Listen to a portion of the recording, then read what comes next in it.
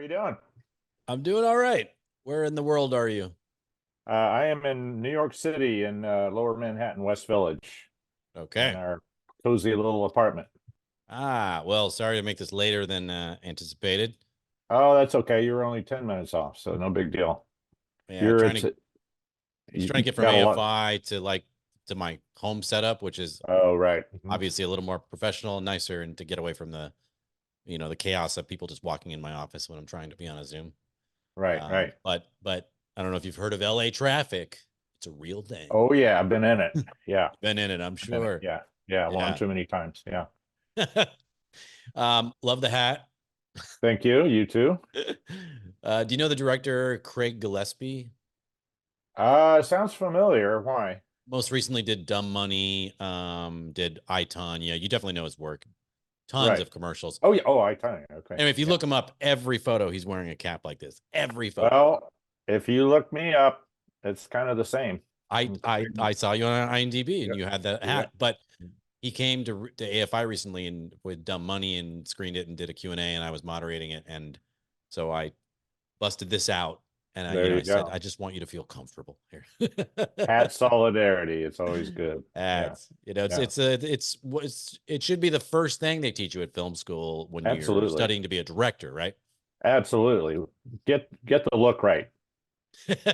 Looks are everything. Looks are everything. So I don't know the connect, like most people we've talked to have been AFI just because of our network is AFI. But then I saw that you're from Austin, and is that the connection with Rene? In a remote way, yes. He reached out to me on LinkedIn. I think he reached out, or maybe it's the other way around. I don't remember. But Austin caught my attention because it's my hometown. I'm in New York, but Austin is my hometown. And I'm always happy to hear from Austin film people because not just because my hometown, but I'm trying to get a feature film made in Austin Oh, right now. Yeah, a true crime drama that I wrote. So it's set mostly in Austin, other parts of Texas, and one little bit in LA. oh, great. So, yep. That's my next So you passion were project. born and raised Austin? I was born and raised in Austin, Wow. long time ago. Before And before I everyone from LA moved in? exactly. And before we had LA, we now have LA traffic, I basically. hear. Yeah. Yeah, it's I terrible. apologize. Yeah. But but I was born and raised there, and then I left Texas as soon as I could after high school. Went to college in Ohio, Kenyon College, and was a art major, which is completely worthless major. But I was a natural artist anyway. My dad was an artist and architect. So and then I came back to Austin and kind of floundered around in various arts, graphic design, animation. I was even a TV news cameraman for a while. Just floundering around, you know. And finally, I was like, even started architecture at UT, and then I decided, no, I want to be a filmmaker. So I applied to NYU, only place I applied to, got in and moved up here and never looked back. What So was the scene? What was the filmmaking scene in Austin back then?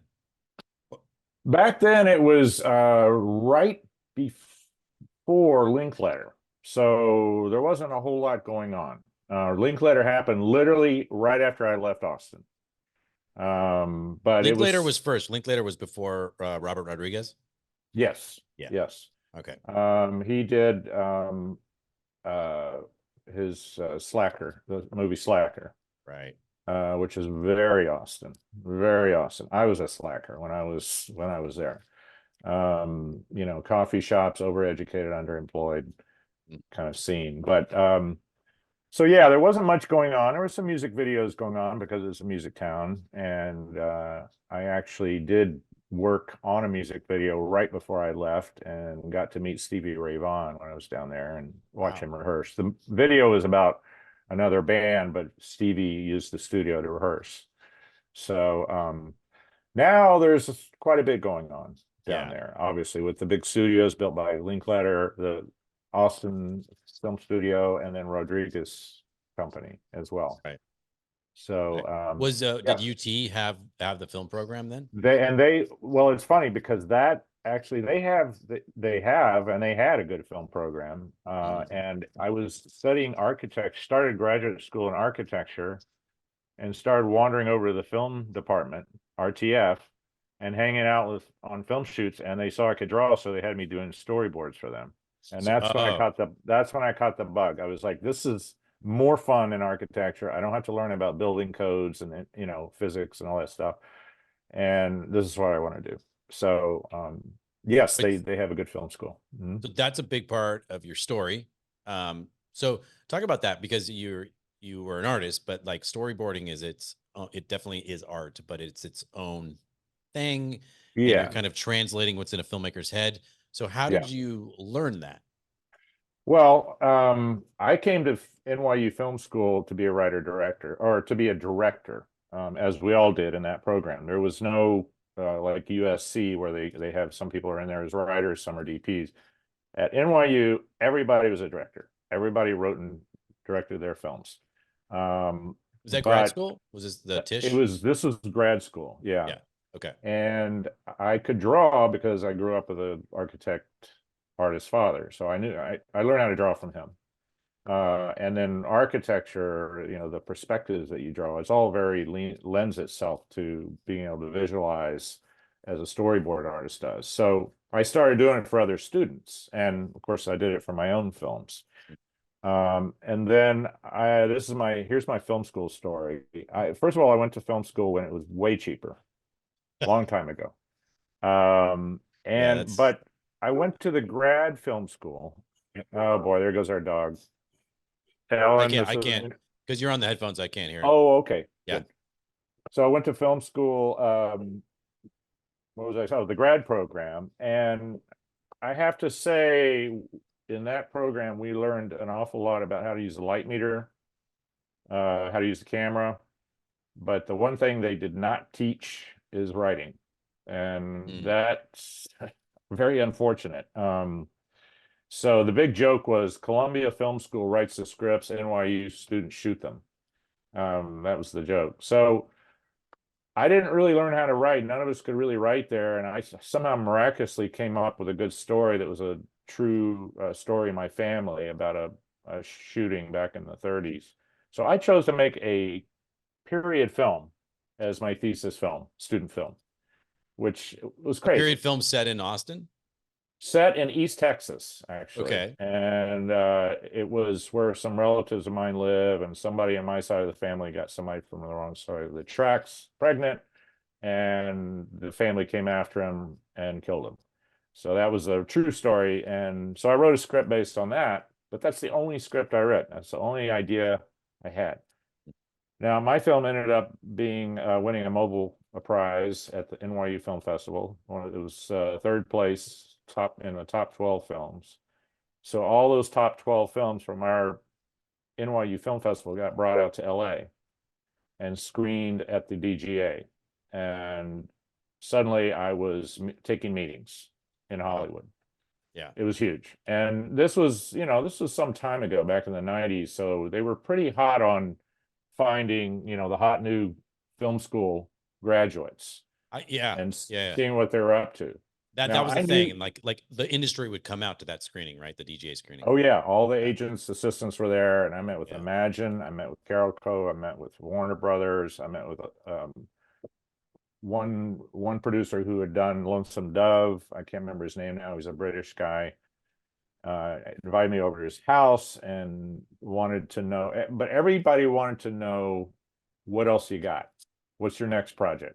Yep. That has not changed. I should have Yeah. had a suitcase full of scripts, and I didn't. Mhm. And I knew that. It's just I was so desperate to get out of film school, finish my film, that I didn't set aside some time to write scripts. Unfortunately, I didn't consider myself a writer at the time. Right. And Um, they and NYU didn't emphasize that like you needed to have this, right?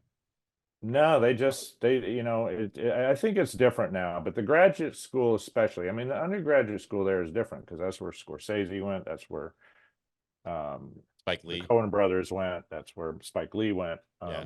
That was the undergrad program, probably better program. And the good thing about that is you're in college anyway, so why not major in film? Whereas I went to the grad film program. I forked out extra money to go to a grad film program, and the teachers were all mostly film school grads. So, But so did anyway, they have I careers? All right, sorry. no, Let's focus on like this. Yeah, you're already on this part. yeah. So Post DGA screening, you're meeting everybody. yeah, Water bottle so tour.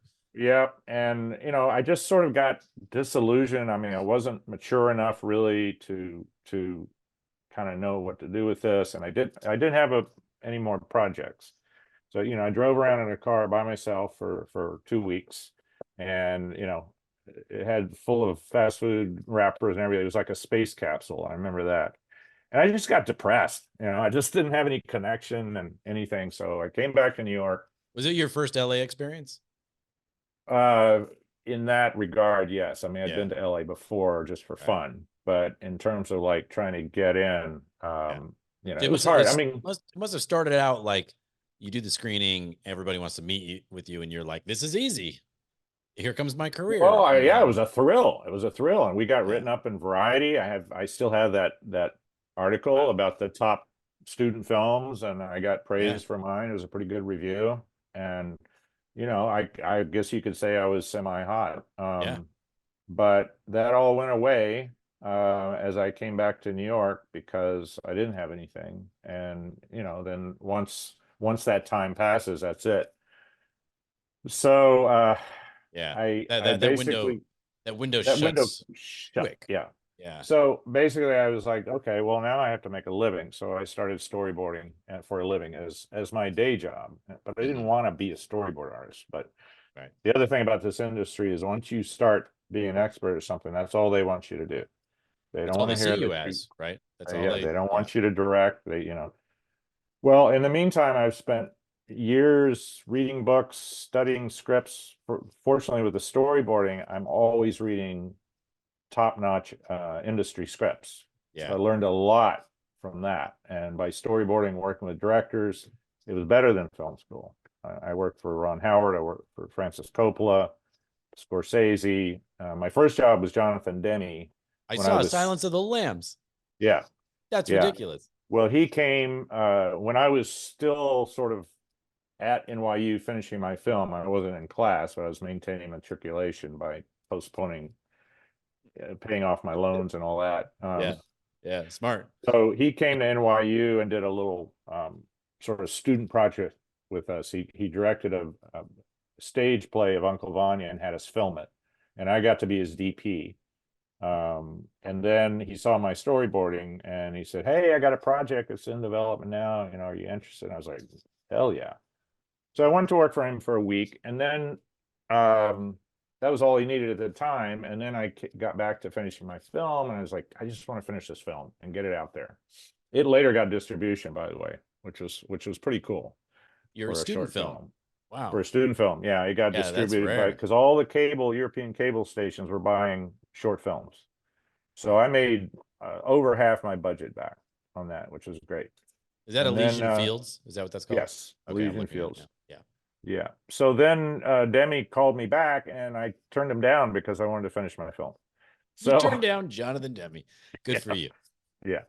So anyway, but then once that was done and the film was out there and distributed and all that, then I continued with the storyboarding. First I was a production assistant. But then I started showing my storyboards and gradually my first big job was Money Train, which is directed by uh, Joe Rubin, Joseph Rubin, Okay. Woody Harrelson, and Wesley Snipes. Wesley Snipes, I remember. Yeah, Yeah. and once I got that job, then my name got around, and I was working on bigger and bigger movies. I worked with Griffin Dunn on Addicted to Love. More and more, just built up, built up, built up. All this time, I was like, damn it, I want to direct. I want to direct like everybody. I want to direct. And then it started to get to the point though where the directors I was working for were more clueless than I am about largely the TV directors. I started Oh, yeah. storyboarding a lot of TV, and these guys or girls didn't know how to figure out their shots. I was figuring out their shots for them. I'm like, why am I doing this? This is part of directing. You should be able to Yeah. figure out your own shots. So it got more and more frustrating. So I got more and more determined, and I started writing, and I made my first short film after film school in 2003. It was a little thriller, and it went to festivals, won a couple of awards, and so I was like, "This is what I want to do." So I Hmm. just kept at it, kept at it, kept at it, and While you're still storyboarding, you're like, while I'm still storyboarding yeah, as a day job. yeah. And then I made my first feature in 2016 called "Looking for the Jackalope." Hmm. Hardest thing I've ever done in my life. It was not a small film. I don't know how to write small films. I have to have 50 locations. It was a road film, and I made it for 200,000. I don't know how I did it, but I did it. Wow, that's incredible. I did crowdfunding, Yeah. which I hope to never ever do again. But all of this is in an effort to make up for lost time Hmm. of not being a director, not pursuing that. And so now my mantra is I have to make a film a year if possible, most likely a short. But I am currently have really improved as a writer, and I've actually gotten one of my scripts was a Nickel Fellowship semifinalist, top 50 script, The Hunters. Again, a difficult film to make. That is set in West Africa with American kids as the leads. Wow. So that's a logistically tough film to make. What's the But log line of that? the log line is two troublemaking young brothers are sent to from Texas are sent to West Africa to live with their father, only to end up stranded in the desert on a Boy Scout camping trip gone terribly wrong. True So story or it's a true story of a friend okay. of mine from Texas. He used to tell the story at parties. He was an embassy brat, Mm. and his father was living in Mali, West Africa, and they went over there to be with their father, and who I guess was somewhat estranged. The parents were having problems, and the father set them up on this great camping trip that the embassy was organizing, and it was led by an alcoholic Vietnam vet, and whose regular job was the mechanic to fix the trucks at the embassy, and a 21-year-old Peace Corps volunteer kid, totally green behind the ears. And they took a train out in the desert, and the idea was we'll be out here for 2 days. We prepared food and everything for 2 days, like a good Boy Scout. Well, the train didn't ever come back for another 3 or 4 days, as trains Whoa. in Africa do. So they were stuck Yeah. and were starving to death and running out of water. And so my How many of friend, them were there? How many there boys? was a group of about 10 or 11 boys. Wow. Okay. And the Peace Corps kid was an ex-Eagle Scout. So it was sort of like a Boy Scout thing, only in West Africa. Right. And so my friend and his brother and another guy, being the troublemakers and in desperation, snuck away from the camp. The Peace Corps kid went AWOL and started freaking out. The alcoholic vet was in withdrawal from lack of alcohol. So Oh the my God. adults were done. And so the kids, it was like turning to the Lord of the Flies, basically. And so my friend and his brother and a friend snuck away and stole some chickens and water from a African village, and ran back to the camp and burnt the chickens with the feathers on them, so that was no good. And then these villagers came with extremely large hunting rifles. They were hunters, pissed off, looking for their chickens.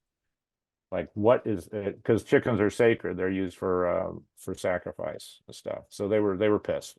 Yeah. They gradually started to realize these kids were dying and the grown-ups were worthless. So they went back to their camp, got some proper food, right, chicken and rice and water, came back, saved the kid's life until the train came. So that's the real story. I took that and I embellished it a little bit. I also made it very specific. I went to West Africa and I did research on the actual hunter musicians that are there. Oh, you went. So Wow. You went I on a went trip there, there. yeah, and That's I that's got great. invited to a ceremony, which is actually on my YouTube channel. I'll send that to you if you want to see it. Yeah.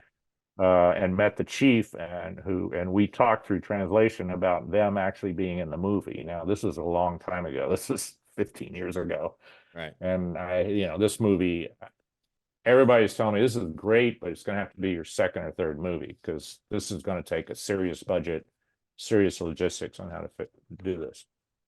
So anyway, that's been sitting on the shelf, but I've started to get some legs on it again with a couple. I've sent it to one producer who seems interested, but again, I don't know how it's going to get made, and the climate's very tough for indie films right now. Yeah. So I had this other true crime story. I like true stories. Even my first feature was a true story. This other one, the Gold Porsche robberies, is a true crime story initially based on a Texas Monthly article that I started to option the rights to, and they made it sound so difficult, and so they sent me to their agent, and they're saying make us an offer, and I'm like, okay, $50, I didn't have enough money to make an offer. So then I thought, well, this is Austin. I know Austin. Maybe one of these bank robbers is still alive.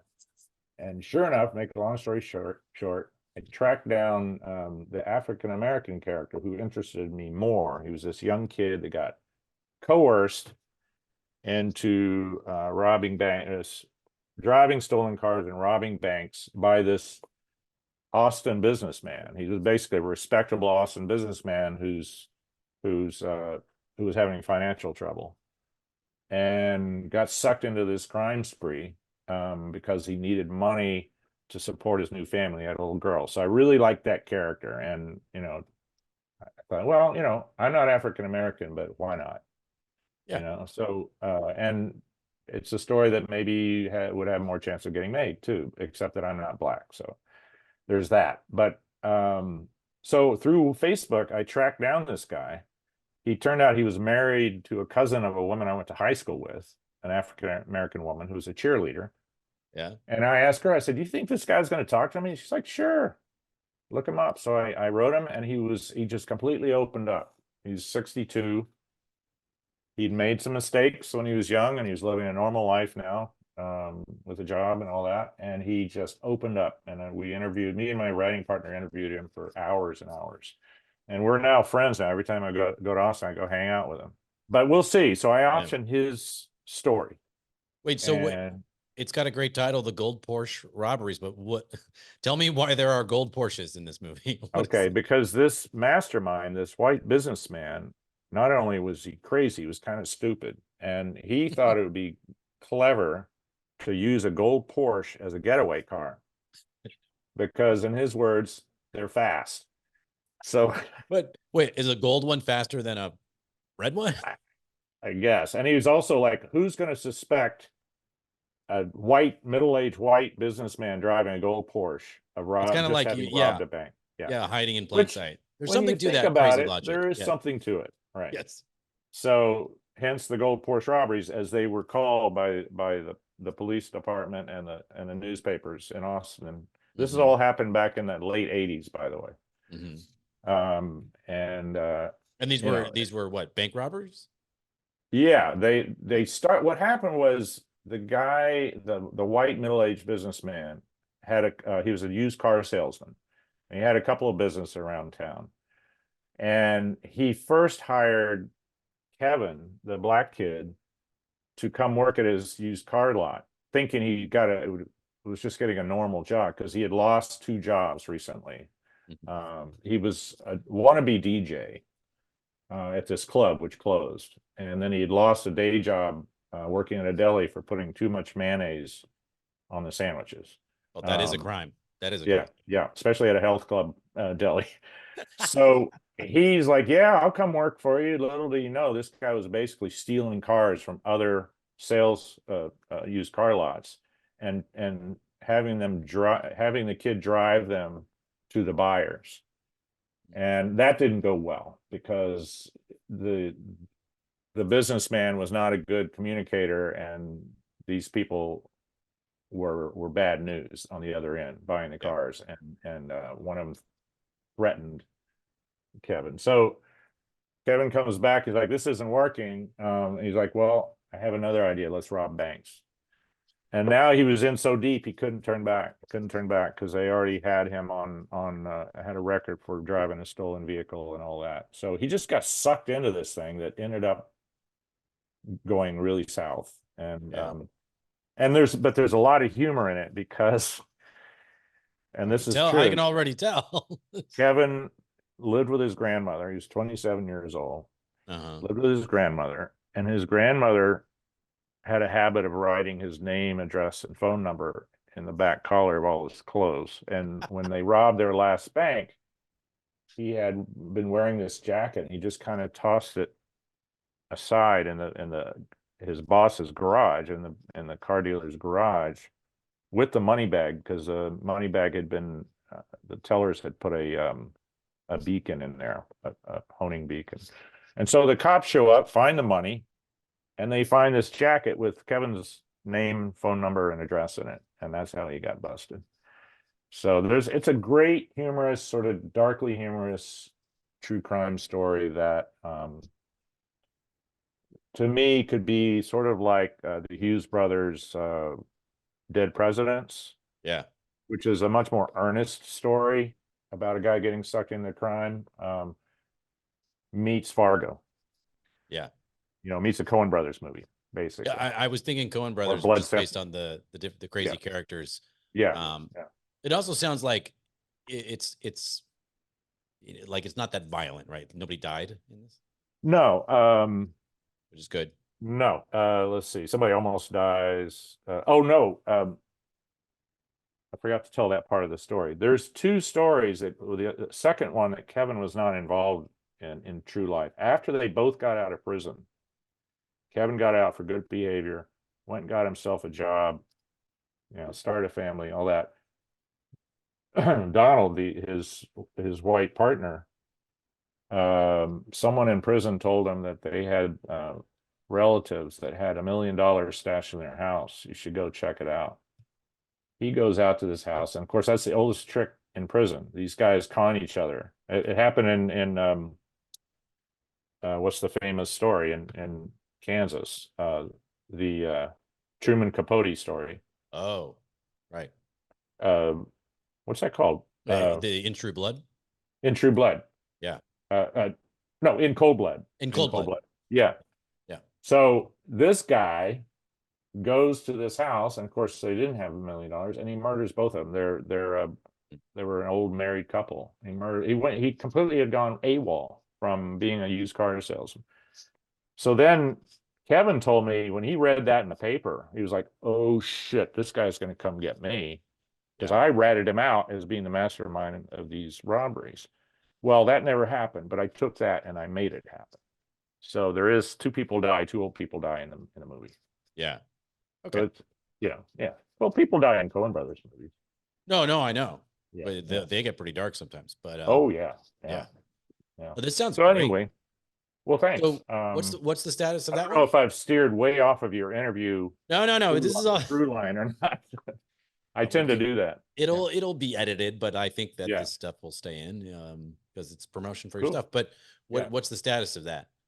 I've got that script. I've got to two producers right now. Well, actually three.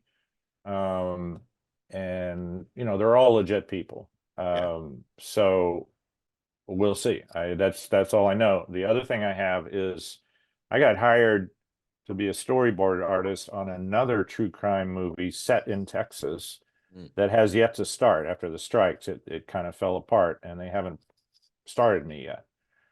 But in the meantime, I looked up, true crime story set in Mhm. Texas. Who's producing this? Who's financing this? Blah, blah, blah. And sure enough, they are being financed by a conglomerate company, real estate startup business company in Dallas. So I went in after getting a relationship with their executive producer, who wasn't really producing the movie, but she was financing it. Yeah. And I went to her and I finally got around to saying, "Hey, I've got a project. You want to take a look at it?" So I've sent it to her as well. And basically what I'm doing is I'm lining up my ducks. I'm sending it to producers. I sent it to her. But what I'm really looking for right now is a development producer, because I don't have the bandwidth to, you know, get all the talent connector attached and find out about salespeople, you know, distribution, yeah. all that, you Yeah. know, and do that whole thing. I need a packaging producer, But which is you hard. have the script is done. Script's done, yeah. You're happy Script's with it. done. It's ready to go. We got really good notes. I've rewritten it. I have a partner on this one, and that worked out really well. I'm a structure Nazi. He was more sort of fiction writer, so it worked out pretty well. Right. You know, I read Save the Cat and all that stuff, and so I'm like, this is how it has to work. Yeah. So we've rewritten it about 9 or 10 times, and it did get into quarterfinals at one competition, but we've rewritten it since then. And Yeah. I feel it's ready to go. And then the last thing we got was really good clear notes from an Austin Film Festival script reader. We didn't send it to the film festival, but I met him on the side. Yeah. And he ended up reading it, liking it, and giving some really good notes. So I feel it's in a pretty good place right now. Yeah, that means a lot. I mean, Austin Film Festival is so strong with screenplays. Yeah. So yeah. great. So that's where we are with that. And you have a pitch deck for it? I have both. Yeah, for both. I do. Okay. Why? I'm gonna ask you to send that stuff to me. Follow up. Oh. Just. Oh, okay. Yeah, I'm thinking of someone to share it with. If you're open to that, yeah. I'm absolutely open to it. Okay. Again, I'm lining up my ducks, and we'll see what happens. Get these ducks going. You know, I mean, it's tough getting a one-off movie made these days, because yeah, you know, so many. It's this kind of like you have your Marvel superhero movies, and then you have your little indie films doing the film festival route. Yeah. But that sort of middle that we used to see in the 90s and the 2000s is kind of disappeared. And part of that is just trying to figure out how they make money back, you know, the whole streaming model and all that, right. which I am experiencing firsthand, because I made my first feature and it's streaming on Amazon. None of the big ones, not Netflix or Hulu, but it's YouTube for rental. Mm-hmm. And it's just trickling in. I mean, the model doesn't really work unless you have a marketing team. Yeah. For the social media. It does help to have a celebrity in the film, you know, always, that kind of thing. I mean, the genre sometimes the genre was a road film drama, a dark comedy, so that doesn't do real well. The ones that do the best in the sort of no-name market are horror films. Yes. And really cheesy, stupid films that people like family just films can't. Or well, no, like no really nasty comedy, you know, like I don't know, like sex comedy, booty comedies, you know, like that. People that already have a big social following for whatever reason. Right. And I'm not really a social media guru. So, but yeah, you know, I think I feel very positive about it. I mean, I know that probably the best way for a movie like this to get made is if you can get it to Netflix or somebody like that. But I, as a sole writer director, can't get through the gates. You have to find a production company or a producer that has a first look deal. That's what I'm doing. I'm hoping because you said you were gonna like you committed to like make a short a year. Are you thinking of doing like a proof of concept short? So yes, absolutely. And I actually have a DP that shot a short film that I directed, who's really good and would probably do me a huge favor. So we could get a really good DP. My thought is do it up here. Do it in a, you know, suburb or whatever that could look like Austin. All we need is the opening scene of the black guy running out of the bank and jumping in a gold Porsche. I don't know where we're going to get a gold Porsche, but you know, just doing that, tires squeal. Yeah.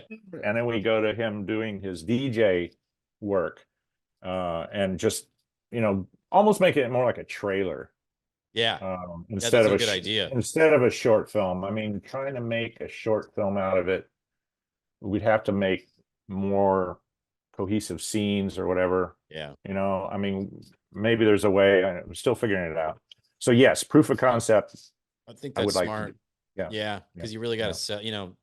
The financiers are. You just have to dumb everything down for people now. It's like I want to know exactly what it's going to be. So show Yeah. them. Yeah. Yeah. And people want to know the tone. Yes. I've attempted that in my pitch deck, but I've never seen how a pitch deck really communicates the tone of a movie. Yeah. Sure, you can put some visuals in there, and you can talk about your comparables and all that kind of stuff. But Mm. and I'm not a professional pitch deck maker. I mean, there are people out there that are kick ass at it that Yeah. charge a lot of money Yeah. It's true. to do it. But You're a visual guy. You're an I'm a artist. visual guy, and what I'm hoping is that that has helped me get attention. Those pitch decks have caught people's attention, at Yeah. least not on the financing side, but on the producing side. Yeah. And then once I have a partner, then we say, okay, now let's make a real pitch deck, Yeah. and a proof of concept, Yeah. and all that. But I think I can parlay, even though I haven't made a Sundance winning feature film yet. I think I can parlay the fact that I have made a feature film, I've made some shorts, and I've worked with the greatest directors in the world as a storyboard artist. Yeah. That's the So thing. I look at your IMDb page and I go, well, you're not a risk. I mean, if it's under, I don't know, $20 million or whatever, yeah, you yeah, know, because of the feature film directing credits. And then, yeah, you're right. Your yeah, experience working around yeah. these people at a very high level. Oh yeah, yeah, Can we yeah. talk about that a little bit? Because I Yeah, think, absolutely. because, Yeah. if you could break down, like, what is the process? I'm sure it's different from film to film and everything, but like, what should the process be of a filmmaker working with a storyboard artist? Well, there's it's so funny because this is exactly a lecture I do at NYU, Oh, for film students. I go in and I talk about filmmaking and directing, but especially about storyboarding, because to me, that's half of directing. The other half is working with the actors. yeah. To me, storyboarding is like something a director should be able to do. But directors don't necessarily draw. But some directors, like Ridley Scott, he does beautiful little thumbnails, but he doesn't have time. So I got hired there, and he would literally go through a scene and break down, and start sketching, and then his producer say, "Okay, that's enough. Karl's gonna, make it so that everybody can understand what it is." Would you be there That's with him? one. Hmm? You would be there with him? Oh yeah, on weekends. He was already shooting American Gangster, but there were all these scenes that the art department was clueless on what he had in mind for some of these scenes, and it's supposed to be 1970s New York, so they needed some storyboards. So that's one extreme where I'm just sort of the assisting, making them a little more artful or clear or whatever, or taking the time to do it. The other extreme is someone like Ivan Reitman, who had four of us on Super Ex-Girlfriend, and he would have us each read a scene and break it down ourselves. Basically, the first process is you take a scene, and if it's a well-written script, it has beats in it. So you take those beats and you circle them. And when you say a Karen goes scene, to, it could be any scene. It's not necessarily only action scenes.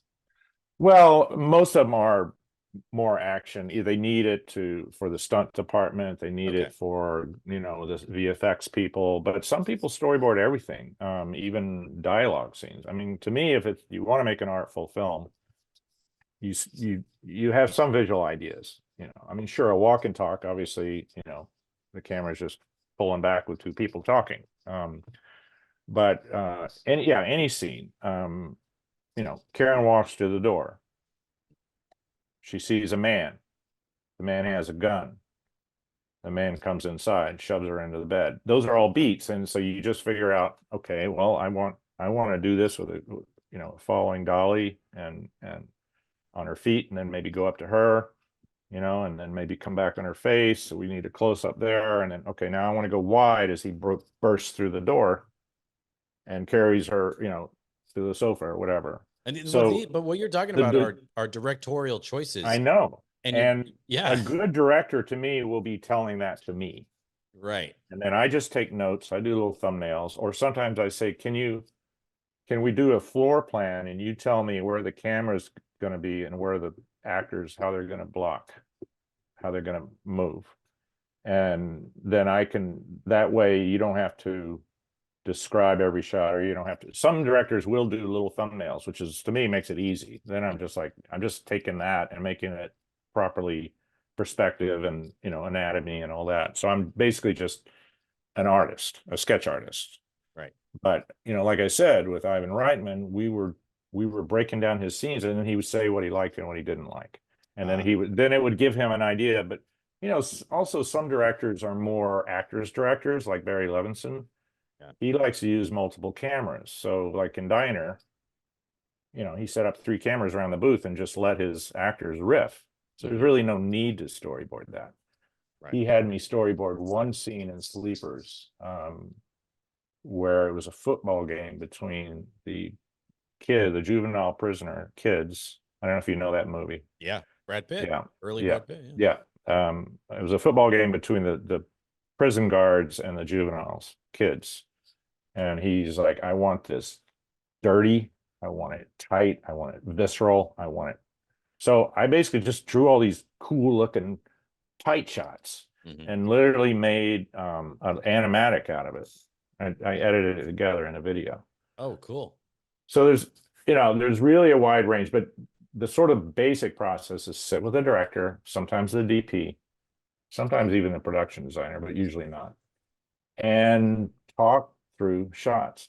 I just take notes. I make little thumbnails when I can, and Yeah. When there is a DP there, is this like helping them shot list, or have they already shot listed? And quite often it's a director who is relying heavily on their DP, or, you know, wants them to have that freedom, which, you know, I think makes a lot of DPs happy. Yeah. But you know, Ridley Scott, it's all in his head. He's got that film shot and edited in his head already, like Hitchcock. Yeah. And that's Doesn't rare. he shoot with like 6 cameras all the time now? I mean, now at least. Well, he has to, because his scenes are so enormous. But Yeah, right. Right. but he also has an aesthetic that he loves. He likes the storyboards to show that. Basically, he likes to put shit up front in silhouette and have a bright background. He does a lot of that, you know. So sometimes he likes his storyboards to sort of show. Other directors like, I don't need fancy boards, just, you know, just real rough, you know, loose sketches. Some people have actually told me stick figures are fine. And I'm like, well, it actually takes me longer to draw a stick figure than a normal figure, because I don't know how to draw a stick figure. That's hilarious. Yeah. You're too good. Yeah. So do you have to adapt to kind of like your artistic style to the filmmaker? Yeah. I mean, I sort of get a gist of what they want. And I mean, the way I draw is very dynamic. It's you know, it's not commercial ad boards. It's showing the real perspective of what we're going to see. I have a website I can send you for that. Oh, that'd be great. It would be cool if we cut some in, see them. Yeah, absolutely. I mean, Actually, this is a good opportunity. Is there a sequence from one of the films that you worked on where you're like, it was your storyboards? Like, yeah, you fully got it. Yeah. I'd have to go find that movie and screen grab if I can.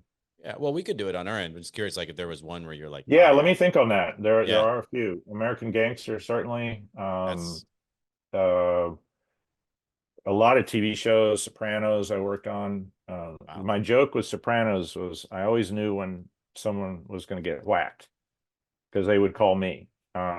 Because, you know, on a right, because things are happening. It's like on a TV show, the schedules are so rushed. They often don't have time for storyboards, so they would focus on the action stuff.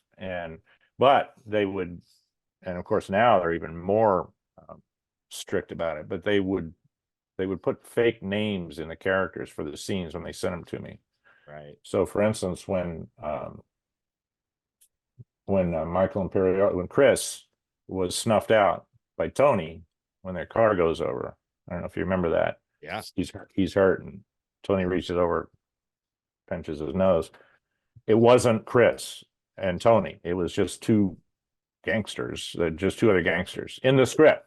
Yeah. So I didn't realize what I was doing. I didn't realize that I was drawing the demise of Chris's character. But in a way, like that, would you have approached it differently, knowing it was like two important people? No, because in that case, the director knew the shots they wanted. Okay. They knew what they wanted. These are, those were, that was towards the end of the series, and the directors, there was a style already, and the directors were very good. One of them I went to film school with, Mm. Alan Taylor. I don't know if you know him. Yeah. Oh, yeah. You see what you did, Yeah, Game of Thrones, right? And yeah. And then he British did. guy. No, he's Canadian, but Oh, he went to Canadian. NYU Film School. He's 1 year ahead of him. Damn him, ahead of me. And now he hired me to storyboard for him on Terminator Genesis. And I Oh, had to wow. really tuck my ego away because I won an award at NYU. He won an award at NYU. His film grabbed Barry Levinson's attention, and the rest is history. He got invited to direct episodes of Homicide. Yeah. So that's how. But he's such a nice guy. I was like, sure, Alan, I'll come Yeah. storyboard for Canadians, you. right? Yeah. Such a nice guy. Really, really, really nice guy. I mean, it's just kind of like, have have you come to the realization over these years in your career, just like a lot of it is just timing and, you know, It luck. There's is luck involved, definitely skill, definitely talent. lots of luck, lots of right place at the right time. There is a um, schmoozing skills. Mm. One thing I noticed, but I know I have it. Like I'm not a guy that likes to sit in a corner and draw. I can draw, Mm. but I want to play with the big boys. I want to be part of the team. And it's frustrating to me because I'm really a people person. I'm very good on set. And I'm good at working with actors. I've learned how to do all that. So for me, it's I think I had those qualities. One thing I really noticed, especially on TV shows, is the director. Because on TV shows, the director is basically a traffic cop if it's just like a procedural show Yeah. or whatever. And so they had these tone meetings that are hysterical. Because everybody, all the department heads, including, and then me, the storyboard artists, are all sitting around a table, and they're on the video phone with whoever in LA, and they're just making shit up, like to please the executives. They're just like and there's an art to it. Like the director has to sort of appear as the alpha, sort of, I got this under control. Mm-hmm. That's that's what they look for. It doesn't hurt if you're like 6'4" or something. So when you That said, was I don't want to be, I'm not the guy who likes to sit in the corner and you want to be, Yeah, I you mean, push to like be like on set or around the directors and producers so you can be around yeah, people. I've shadowed a couple of times. I shadowed Yeah. on Elementary, but it's a lot of the producers say, Karl, get in line, especially on TV. Yeah. I love But that you keep doing though. I love that I'm like not, commitment I'm, to keep. Yeah. I'm not going to stop. There's nothing else I want to do. Yeah. So I'll just keep doing it, and um, I will continue storyboarding. There's part of me that thinks maybe it would be better if I had a job just in a bank or something as a day job. So I didn't use up all my creative energy. Is that what that feels like some days where you're like, oh, I'm It's giving this sometimes I'm shot. like, I I'm just giving this spent, shot that I know would kill in my movie to some well, other well, director. also just I've spent 10 hours helping this other person visualize their film. And I'm exhausted.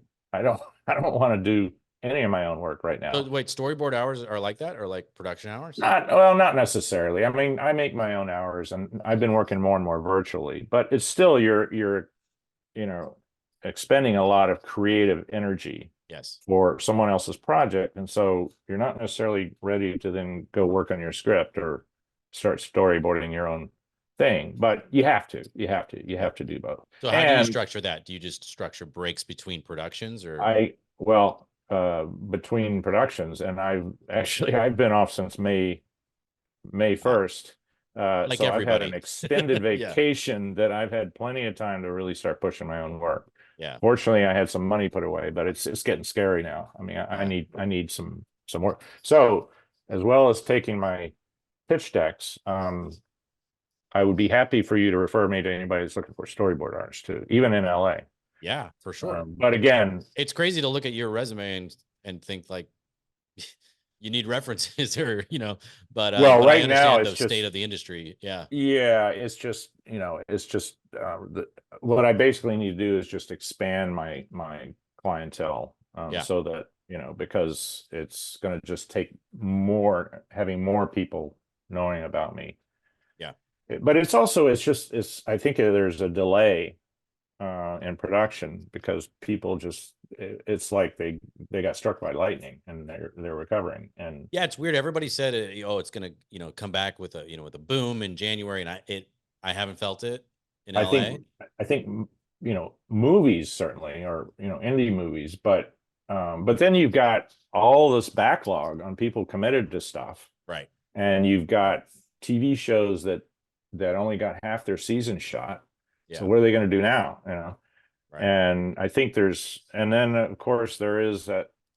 I think people are the powers that be are going to start cutting their budgets. They're like, okay, you don't want to let us use AI, so we're gonna we're gonna cut out I totally agree with you. It's like, half okay, your yeah, half your we budget. did this, like, these new contracts with you, so you're all making more money, and they'll be like, well, Yeah, we don't have more money to spend, so we're gonna just yeah. start cutting back on the number of shows, number of Eh, episodes.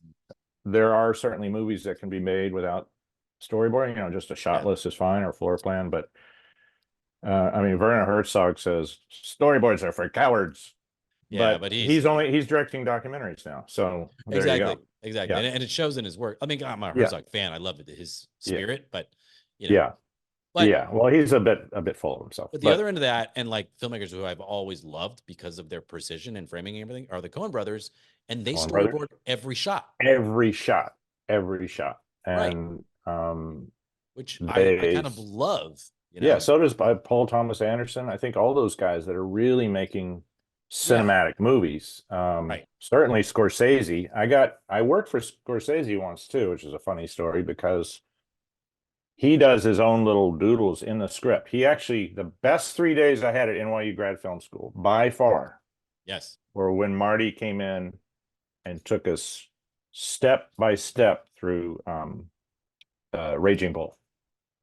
you mean Raging like Bull. from like From the script to script to showing us his pages where you draw on little storyboards to everything, to working with De Niro, to all those stories. He took it for 3 days, the best 3 days I had at NYU. that is incredible. That's a masterclass. But he draws storyboards in the margin of his script, and sometimes he does them on index cards. But most of the DPs he worked with, that was fine for them. That worked for them because Yeah. they had like a language. But there was one movie, The Departed, which is one of his better movies, I think.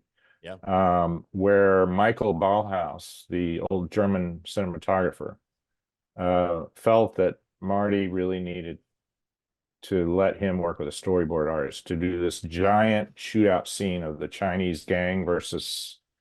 I remember that in the warehouse. Yeah. Where Nicholson gets killed. Yeah. Matt Damon kills Nicholson. That whole scene of the cops showing up and the shooting and everything. So I got called to the set of that movie while they were shooting set scenes. Got to meet Alec Baldwin and got to meet Matt Damon. That was cool. Wow. And so we walk onto the set. Marty is literally sitting on the set behind his video. And Michael Bauhaus introduces me and said, Marty, this is Karl. He's going to do some storyboards. And Marty just turned and said, yeah, well, you guys work on it. Just let me know when you're done. I'll take a look at it. And that was it. I sat with Michael Bauhaus and went through shot by shot with him instead. So he figured that out. But usually Marty doesn't usually do that. Wait, but that day, did you get to like watch Marty direct? Yeah. Yeah, it's great. I mean, Yeah. Did you ever tell him that you were in his NYU class?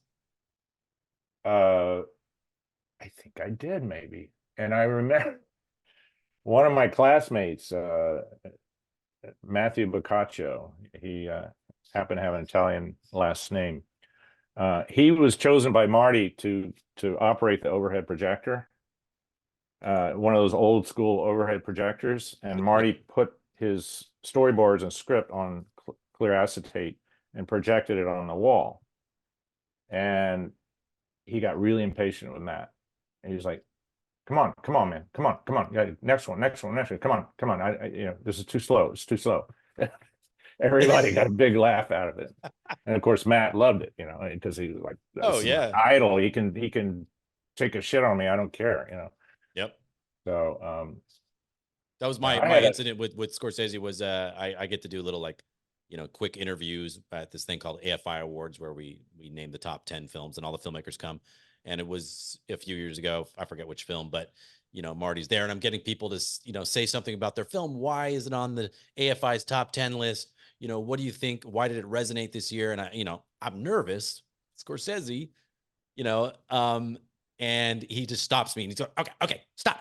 You're talking too fast. Okay. You're talking way too fast. And I'm a guy that talks fast. So I know fast talking. So you need to oh, slow that's, down. I oh, just, that's hysterical. I just started laughing and I turned to the Right. camera guy that's shooting. I was like, I'm being directed by Scorsese.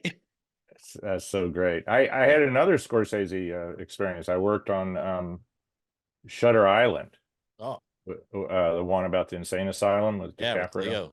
Yeah. And they had shot the whole movie, but they had some shots missing that they really needed to get. So they wanted me to do a little bit nicer storyboards and put them in the edit, as sort of like animatics. So I got invited into Thelma Schoonmaker's editing room, or Scorsese's Oh, editing room, the with the sacred steam place. back and everything. It's a giant room, like the most beautiful editing room, old school editing room I'd ever seen. And she said, okay, the first thing we have to do, I'm going to show you these shots that we need. But before Marty comes in here, we got to straighten this place up. I don't want any, we can't have any pencils out. We can't have any scraps of paper. You certainly can't have any cigarette butts out here. Everything has to be just neat and tidy. Otherwise, he will go berserk. But he was like, yeah, I like your work. I'm glad you're helping us, blah, blah, blah, Wow. So, You've had a few Scorsese run-ins. That's great. yeah, and Coppola was doing his first pass. I'm sure you've heard about his Megalopolis production. I was going to ask you about that. I saw that on your resume. What can you Yeah, talk about? Say everything. Give us all the secrets. that's a whole story. Well, I was first contacted in 2001, My God. by somebody, some producer, production manager I knew, saying, we need a storyboard artist or conceptual artist to come work with Coppola on this massive project he's doing. So I went out to interview, and he wasn't there at the interview. I interviewed with Dean Tavalouris, who is production designer. Yeah, legend. So he was doing this experiment to sort of put together a promo for this film, Hmm. which included experimenting with a new digital camera at the time, like a Viper or something. I don't remember what it was, like one of the new massive cameras. And the DP was the guy that shot Koyaanisqatsi.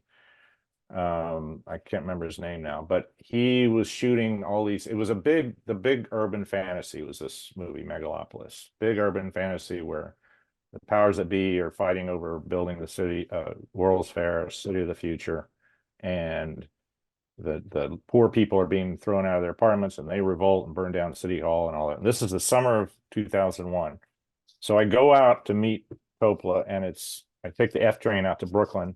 He's found a little warehouse, second story in a warehouse, as an office because he wants to hide below the radar of the unions, because he's basically scouting Oh, and shooting stuff. And then he's also had me doing conceptual renderings of keyframes of certain scenes. And then he had screenplay readings from the script. And Sylvester Stallone came in, James Gandolfini, Heather Graham, Paul Newman. They all came into this dumpy little warehouse office right next to the Gowanus Canal in New York and read through the script. And what he was trying to do is edit together a promo piece with my drawings, the shots from his DP, music, and dialogue, reading of the script. So nice. I came in the first day, and of course, the first thing that was in front of me was this massive lunch on the table, just incredible meal and wine, everything. And all of a sudden, he comes and sits right next to me, and I wasn't prepared. I completely went out of my body. And he was big at the time, and he Uh-huh. said, so yeah, I hear you're the illustrator, you're going to be helping us out, I really like your work, and we're going to have fun this summer. So it was a whole summer of working in this dumpy little office for him. And then he bought a 50% of a pasta factory in Brooklyn. And so he was during the same summer, he was re-releasing DVD of the Godfather series.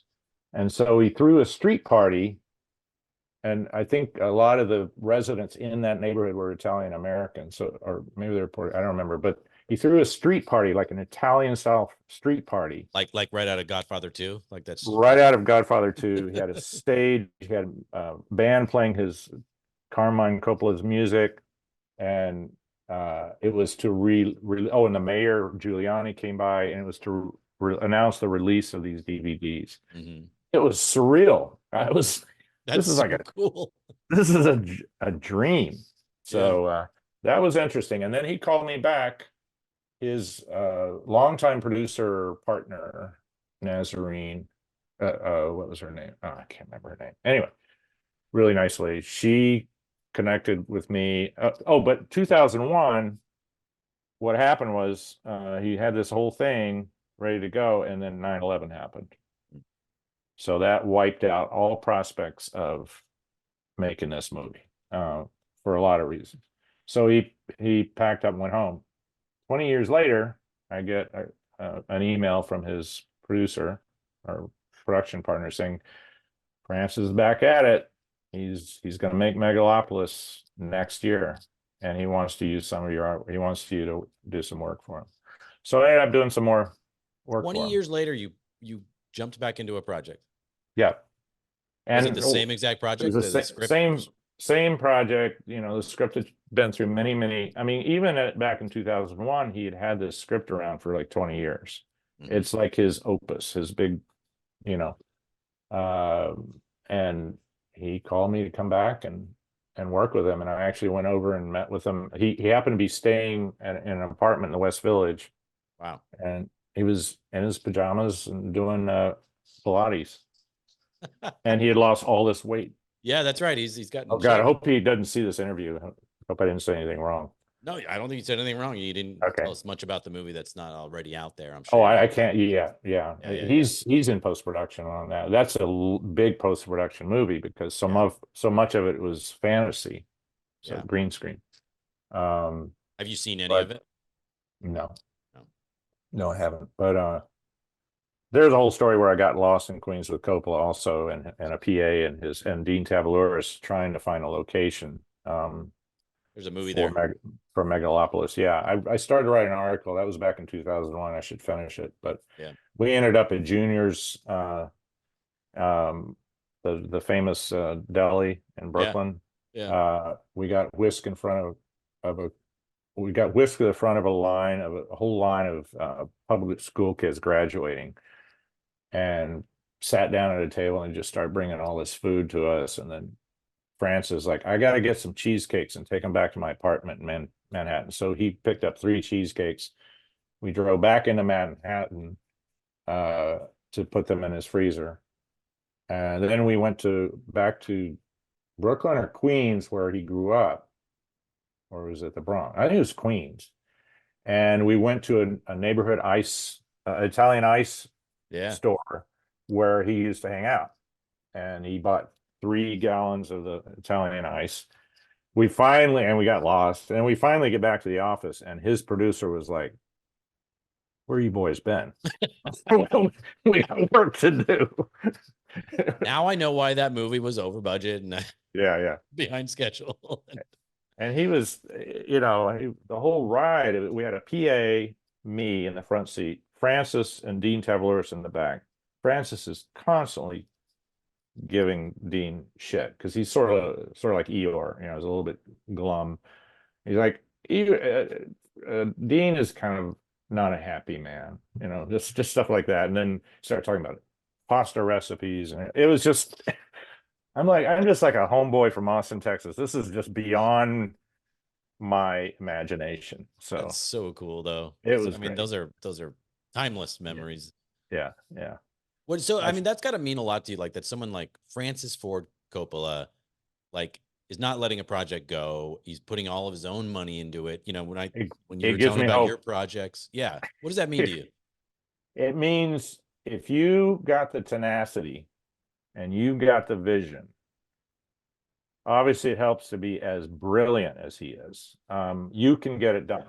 It also tells me, don't worry if you've been sitting on a script for 15 years. I mean, Scorsese took what, 12 years to get Last Temptation of Christ made. Now, the other thing that tells me is, well, if they're having so much trouble, how am I going to get this done? But it's inspiring to me. It's like there's both ways to look at that. there's Yeah, there's both that, ways. and then there's also like, oh, like we all have to struggle no matter where we're at, like to get this done. Yeah. Well, and Coppola's thing, I mean, the guy's a genius.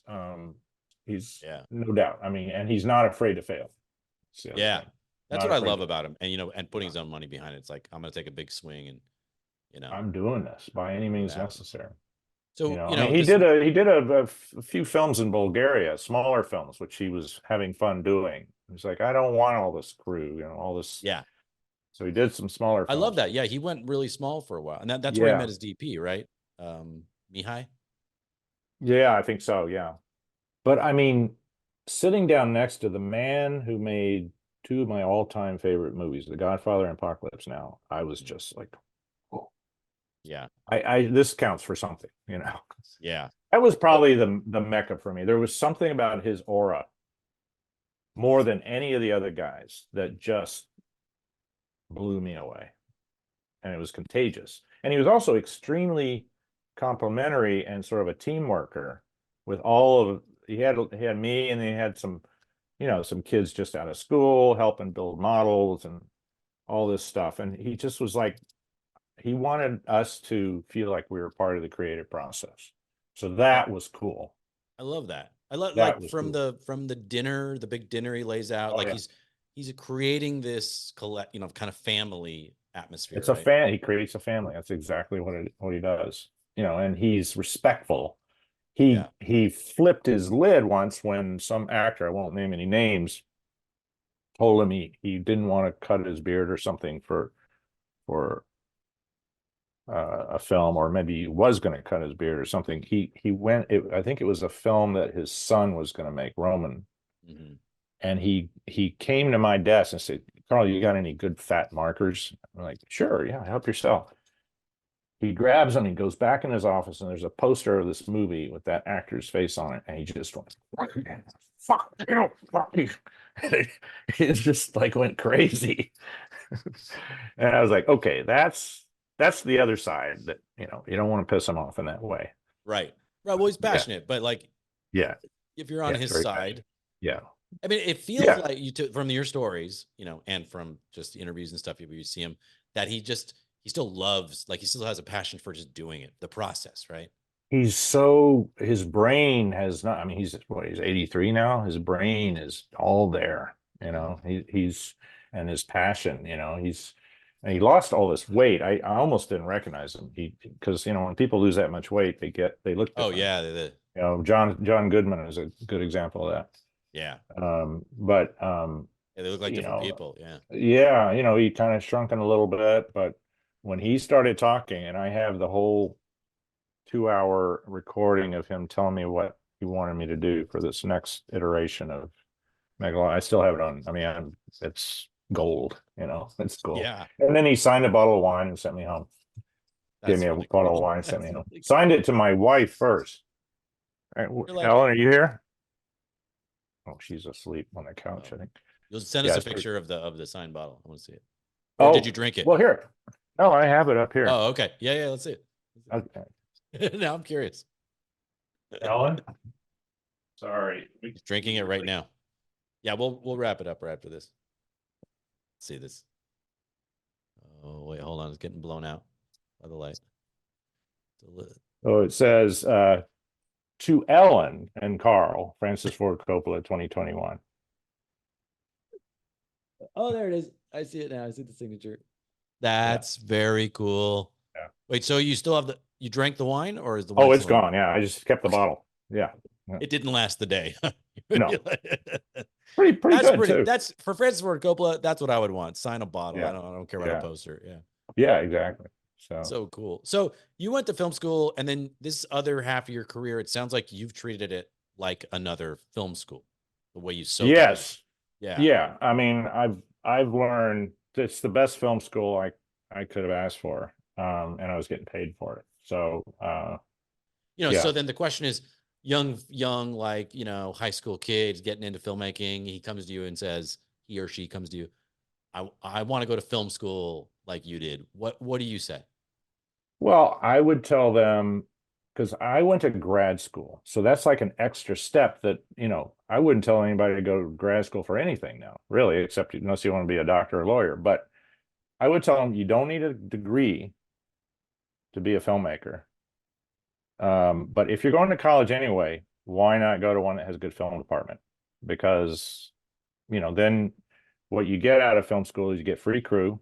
Well, it's not free, but if your parents are paying for your college, go to film school and you will just be immersed in, surrounded by people, free crew, equipment, and you can go experiment. Yeah. But you can also do that on your own. It depends on where you grew up or whatever. If you've got friends, and you can write stories and get friends to help you out for free, you can do it that way too. So, I mean, to me, a good film school would have, but you can do this on your own too. A good film school should have cinema studies. Like you should be studying, and that's another thing we didn't do when I was there. Studying the great films, the great scripts, Yep. and what you can do on your own though, especially with the internet now. You There's so can, much out there on the internet. I mean, I remember yeah, growing up, realizing that, oh, there's a film school out there called DVD commentary, right? yeah, Which yeah, doesn't really exist anymore because there are no yeah, DVDs. But like those were, yeah, I would soak those up. You hear the yeah, filmmakers talking you through a film. yeah, That's like, Scorsese and Raging Bull, right? yeah. But now it's like, yeah, everything's out there. There's master classes online. There's YouTube videos. There's, tutorials on how to use equipment. But also, you know, if you have a bunch of stories in your head already, just start making them. You don't have to go Yes. to film school. If you want to go to film school and kind of figure out, is this what I want to do? And maybe this will give me a good place to come up with stories, then do it. Right. That's what I would say. Right. Because the other part of your advice that we talked about is have those, if you are going to film school or not, when you start getting attention, you need those stories ready. Yeah. And you really need it in film school too. Like, Yeah. and there was something about my group of people that I went to grad film school with. A lot of us were from visual backgrounds, and there weren't any really great natural writers. Like we were all struggling to come up with little short film stories, because we thought we liked cool shots, we like Yeah. doing certain things, but what's the story? Who's your protagonist? What's missing in their life? What do they want? How are they going to get it? What's going to stand in the way? Yeah. Simple as that. Yep. If they had just taught us that, and so I know it since seems so then, simple. yeah, Yeah. yeah, but it's story. So Yeah. go to film school if you want to have time to play and work with people like you and come up with stories. But if you already are full of stories and you got some friends around and an iPhone, I hate saying shoot your film with an iPhone though, because truth of the matter is most film festivals that you go to, there's an exception to the rule, but most of the films have good production value. Yeah. That's been And raised. Yeah. and Across the the board. iPhone, the iPhone 15 apparently is state of the art, and now you can shoot raw Yeah. footage and have more color correction ability. But the problem is lenses. Yeah. It's like, how do you put I had this little lens kit, that you can strap on here, but Mhm. it's not that great, so And the other thing to think about that everybody forgets is audio, like clean audio. and audio. Beautiful, you can have Yeah. an Alexa footage and bad Hmm. audio. Everybody's out. You check out. Yep. You got to have good audio. I actually have a little lavalier kit for this thing. Yeah. But I've shot a few documentaries with this, but Yeah. when it comes to doing a narrative film, I want it to look cinematic. Yeah. That to me is part of filmmaking. It's not for everybody. And, there are people like, what was that movie, Tangerine? That I Yes. think I tried to watch that and I couldn't get past the fact that this is just sort of shot with an iPhone following the actors around. Yeah, with like some fisheye lenses on it, and yeah, I get it. It was an Yeah, experiment. it was an experiment, and it was Yeah, novel. It was novel, and it and was that's. early on in the technology of the But phone, right? actually, though, the person that shot it was a good DP. Yeah, So he milked it.